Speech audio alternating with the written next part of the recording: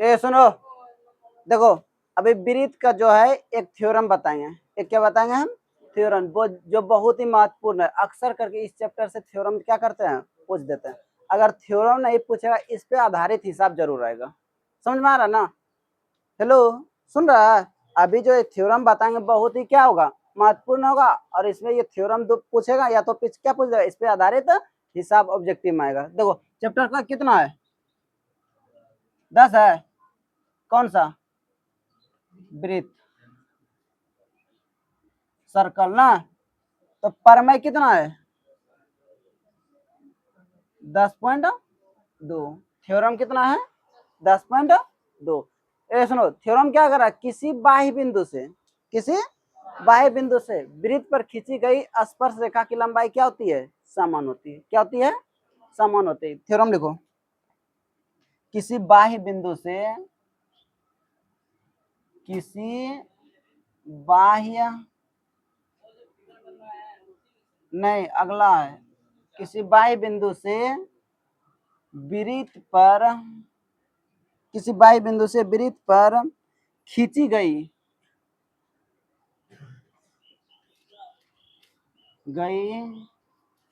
दो स्पर्श रेखाओं की लंबाई, रेखाओं की लंबाई समान होती है, समान होती है। क्या बोला है?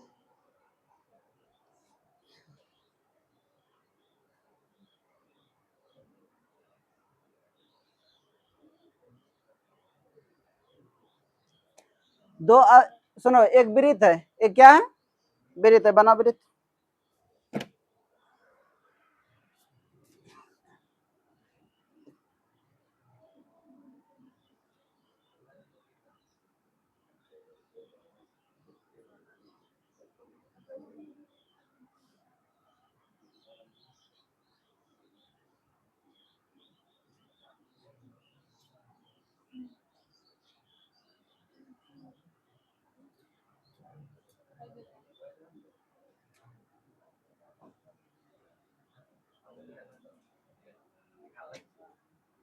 ये ओ है, ये क्या है, ओ। क्या है?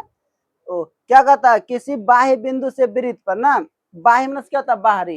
बाह्य मनस क्या होता है, किसी बाह्य बिंदु से, बाह्य मनस क्या होता है, देखो ये वृत्त है ना, ये क्या है, हेलो अभी रुको, सुनो देखो, ये क्या है, वृत्त है। बाह्य मनस क्या होता है, बाहरी। एक बिंदु दे दो, क्या, पी। एक बिंदु क्या दे दिया, पी। तो बाह्य, किसी हम क्या लिखा, देखो किसी बाह्य बिंदु से वृत्त पर खींची गई दो स्पर्श रेखा, बाह्य, किसी बाह्य बिंदु से वृत्त पर खींची गई दो स्पर्श रेखा। तो बाह्य बिंदु ये हुआ, तो स्पर्श रेखा हम किसको कहेंगे, पता है कि वह सरल रेखा जो वृत्त को केवल एक बिंदु पर प्रतिच्छेद करते हैं, क्या कहलाते हैं, देखो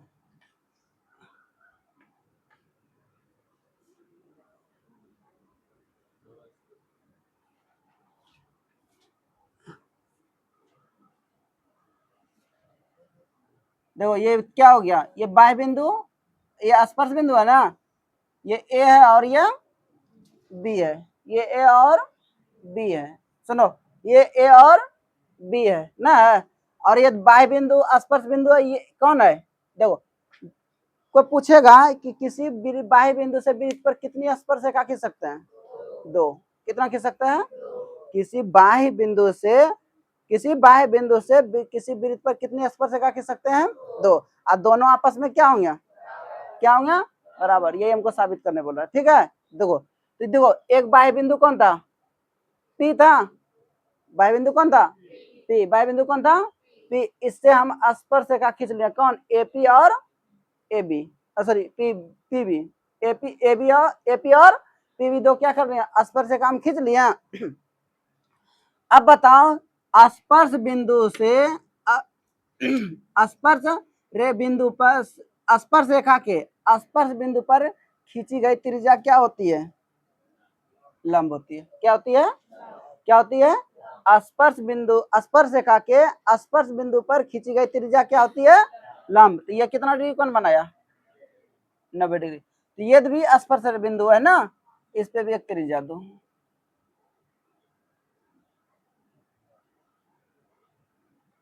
तो बताओ ये भी कितना डिग्री कौन बनाएगा? कितना डिग्री कौन बनाएगा? और रचना एक करने जा रहे हैं। क्या करने जा रहे हैं? रचना। तो रचना क्या कर रहे हैं? केंद्र O से बिंदु P को क्या कर दिया? मिला दिया। क्या कर दिया? मिला दिया। फिगर तुम्हारा क्या हो गया? बन गया। क्या हो गया? फोटो क्या हुआ? बन गया। समझो यहाँ तो क्या कर रहा है?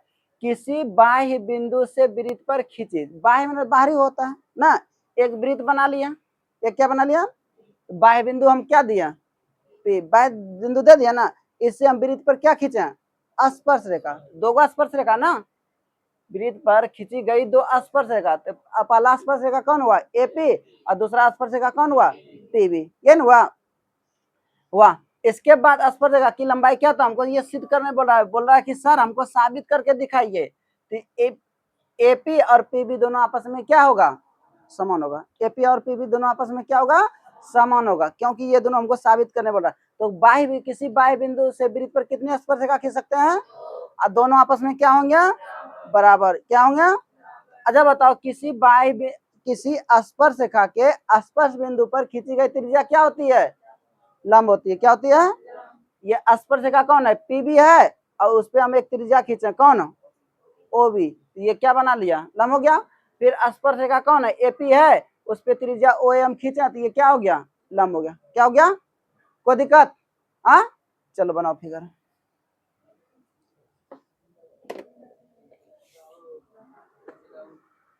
अरे फिगर बाद में बनाना, पहले समझो। देखो प्रूफ में आते हैं।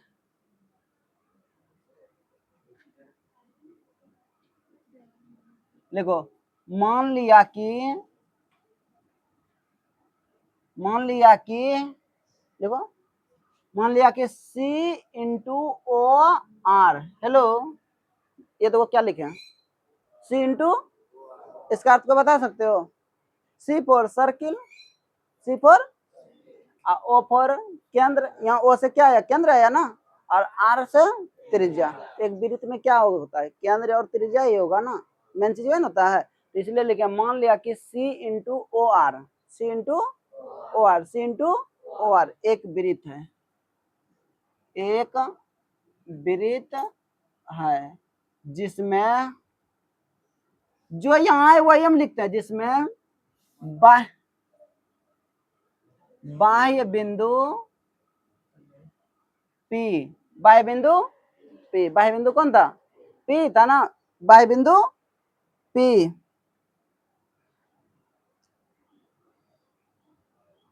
P,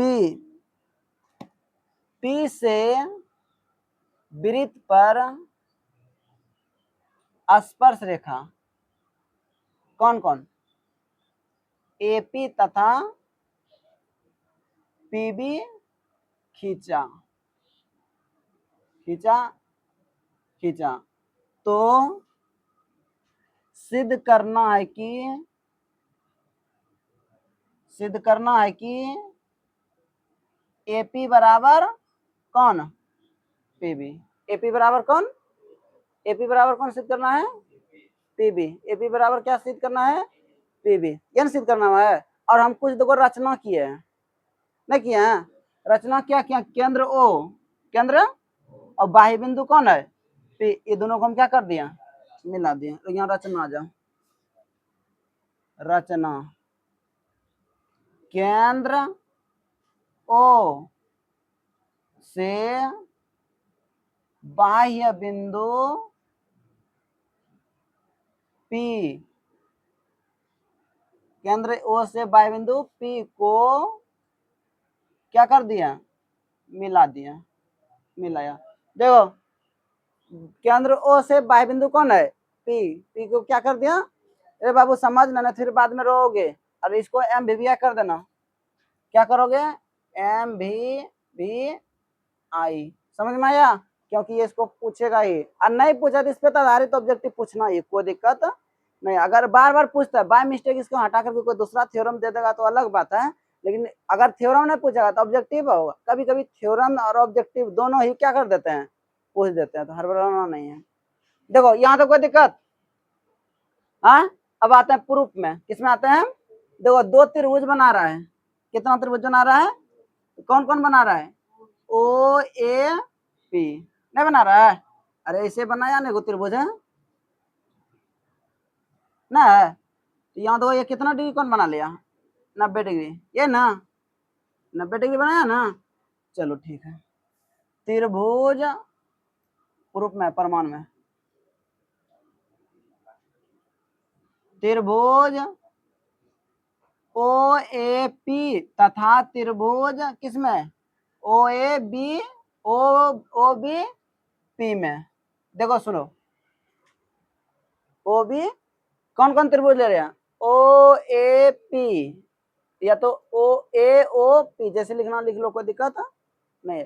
ओ ए पी या ओ पी ए या ए ओ पी, जो लिखना कोई दिक्कत नहीं है। इसके बाद फिर देखो क्या लिखा है? O A B O B A P O B P, तो मतलब दो त्रिभुज बना रहा है, नहीं बना रहा है? तो बताओ ओ बी बराबर कौन होगा? क्यों होगा? क्यों हुआ? ओ ए ओ बी बराबर क्या होगा? ओ ए। क्यों होगा? लिख सकते हैं ओ ए बराबर ओ बी। क्या है? त्रिज्या है। क्या है? त्रिज्या है। तो वृत्त के सब त्रिज्या आपस में क्या होता है? चाहे तुम कितना खींच लो, एक वृत्त पर कितनी त्रिज्या खींच सकते हैं? सब आपस में क्या होते हैं? बराबर। क्या होते हैं? बराबर। तो ओ ए बराबर क्या होगा? कोई दिक्कत? हाँ, अच्छा देखो, ओ ए ओ पी, ए ओ ये वाला त्रिभुज में, बी ओ पी ये वाला त्रिभुज में, तो दोनों के लिए कौन है? अब ओपी ओपी क्या हो गया? ओपी बराबर ओपी क्या हो गया? उभयनिष्ठ। क्या हो गया? उभयनिष्ठ। ओपी और ओपी दोनों क्या हो गया? ए उभयनिष्ठ। कोई दिक्कत नहीं ना? अब देखो, फिर देखो, कौन ओ बी पी और कौन ओ ए पी, ये 90 डिग्री बना रहा था, ये भी क्या होगा? दोनों 90 डिग्री बना रहा है, तो लिख सकते हैं कौन ओ ए पी बराबर कौन ओ बी पी बराबर कितना डिग्री? 90 डिग्री। कितना डिग्री? तब क्लास 9th का याद करो। क्या करो? 9th का। 9th में क्या दो भुजा बराबर हो जाए और एगो कोण 90 डिग्री हो जाए तो साबित हो सर्वंगसम हो जाता है ना? क्या हो जाता है? सर्वंगसम। और त्रिभुज क्या कर दो? सर्वंगसम। त्रिभुज ओ ए पी सर्वांगसम त्रिभुज O B P. O B P किससे?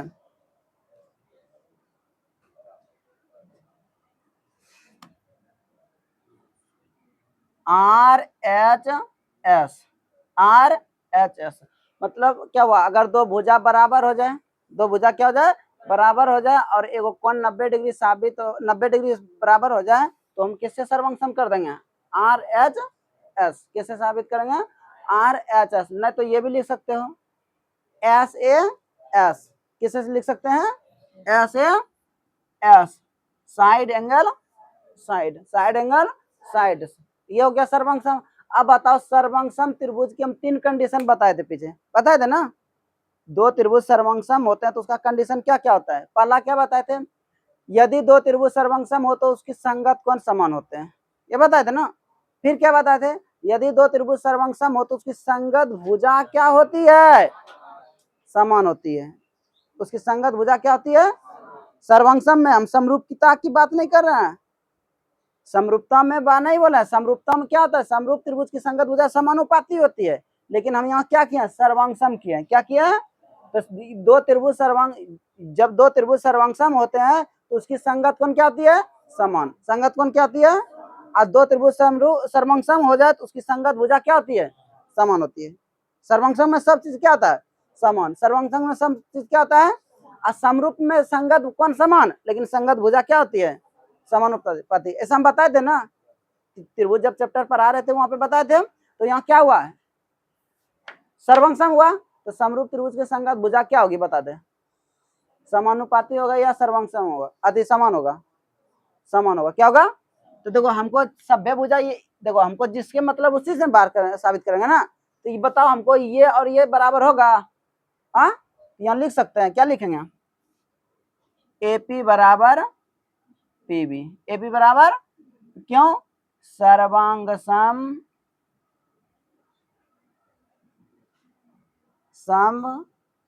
त्रिभुज की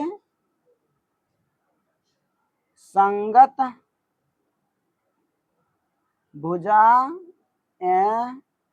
भुजाएं क्या होती है, समान होती है। सर्वंगसम त्रिभुज की संगत भुजा क्या होती है, सर्वंगसम त्रिभुज की संगत भुजा क्या होती है। अगर किसी को पूछना है तो पूछ सकते हो, नहीं क्या हो गया, प्रूव्ड। किसी को पूछना है, हाँ हेलो, किसी को पूछना है, पूछना क्या, अब तुम नहीं पूछना तो उतारो।